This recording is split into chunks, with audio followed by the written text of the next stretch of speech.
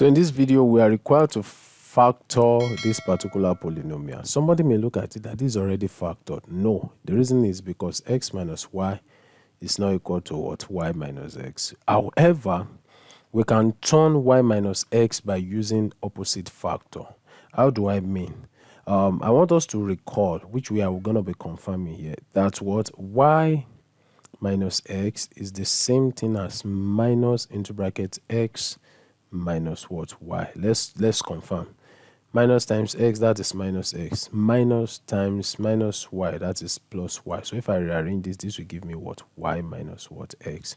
So what it implies is wherever I see y minus x, I'll put into bracket, minus into bracket minus x plus y, so as to make them look alike. Then we evaluate. So now let me write this. Then we can now have what?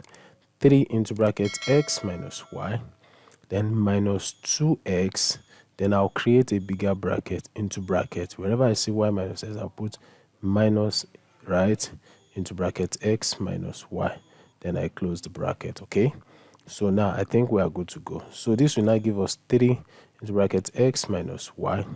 Then I'll use this minus 2 to open this. Minus 2x times minus, that will be what? Plus 2x into bracket x minus y. So you can see that we now have, so since these two terms are the same, we take them as a factor. So we now have what? X minus y, then into bracket what? 3 plus what?